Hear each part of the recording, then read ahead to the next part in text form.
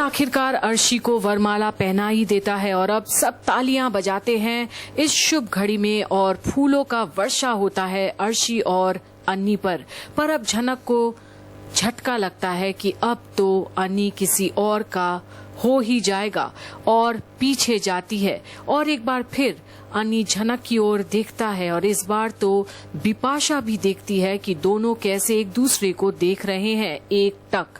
पर झनक सबसे छुपकर अपनी आंसू पोंछती है पर अन्नी से उसकी नजर नहीं हटती और ना ही अन्नी का झनक पर से। और तभी छोटौन झनक को देखता है और जाता है झनक के पास। झनक जी छोटून, तुम ठीक हो? हाँ, मुझे क्या होगा? मैं जानता हूं तुम्हारे अंदर क्या चल रहा है। मुझे भी अच्छा नहीं लग रहा, लेकिन जानती हो हम लोग उनमें से हैं जिन्हें सिर्फ दबाया जाता है। ना कोई हमारी तरफ देखता है ना हमारी सुनता है। मुझे आखिर तक लग रहा था कि अन्नी शादी नहीं करेगा, लेकिन वो भी ऐसा नहीं कर पाया। छोटौन वो शादी क्यों नहीं करेंगे? पर झनक छोटौन को रोकती है हर बार कुछ भी कहने से। पर छोटौन बोलता है वही जो उसे सच और ठीक लगता है, भले ही झनक उसे नकारे। लाइफ में सच से बड़ा कुछ नहीं। लोगों को लगता है तुम दोनों के बीच जो कुछ भी हुआ वो झूठ है, लेकिन ऐसा नहीं। ये सबसे बड़ा सच है, अन्नी की जिंदगी का सबसे बड़ा सच और तुम्हारी भी। छोटौन, और हम जो भी सोचते हैं ना वो बिल्कुल गलत है, बिल्कुल गलत है।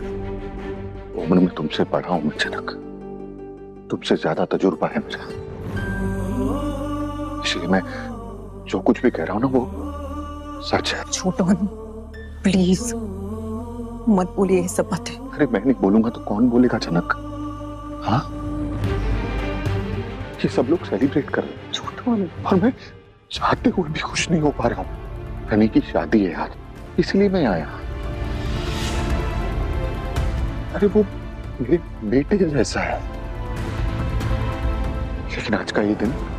पर झनक को पता है कि जो भी बात छोटौन ने उसे बताया है वो आखिर तो एक कड़वा सच है, पर वो करे भी तो क्या। और बस अपने सरजी को निहारती है दूर से कि आज वो अर्शी के होने ही जा रहे हैं कुछ ही देर में।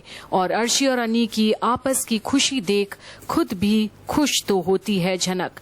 और अब फाइनली मंडप में बैठते हैं दोनों, अर्शी और अन्नी, शादी के रस्में और वादे पूरे करने के लिए। पर यहाँ भी थोड़ी देर बाद ही अन्नी और झनक की नजरें वापस मिलती है और झनक जाने वाली होती है वहाँ से जब सृष्टि उसे वहीं रुकने के लिए ऑर्डर देती है। झनक, वहीं खड़ी रहना और पंडित जी अगर कुछ मांगे तो दो। जी। और अब तो अर्शी भी देखती है कैसे झनक से माँ सारे काम करवा रही है जैसे कि कोई दासी हो। और तनुजा और बिपाशा भी एक दूसरे को देखते हैं। आखिर सृष्टि ने झनक को उसकी औकात बता ही दी और वो काफी खुश हैं।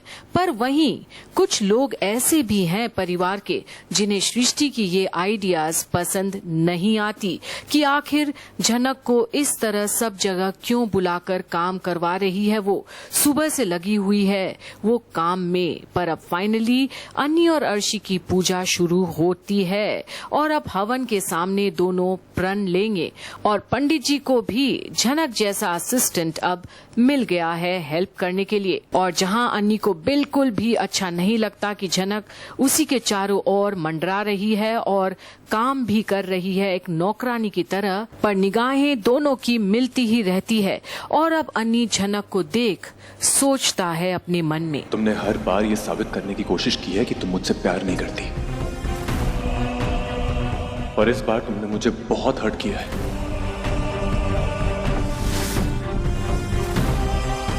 और शायद इसीलिए मैंने भी तुम्हें बार बार हर्ट किया है झनक। और बार बार अन्नी को झनक की ओर देखते हुए पूजा के समय भी अब सृष्टि का खून और भी खौलता है। अपने लिए खुद मुसीबत लाई हो तुम झनक। मुझे लगा था एक बार जो तुम गई तो सब ठीक हो जाएगा, लेकिन अब मैं सब समझ गई हूँ।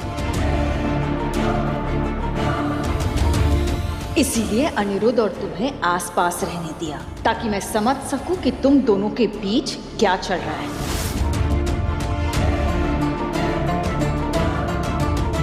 जो देखना था मैं देख चुकी हूँ। अनिरुद्ध अर्शी से शादी करके उसे खुश रखने की कोशिश करेगा,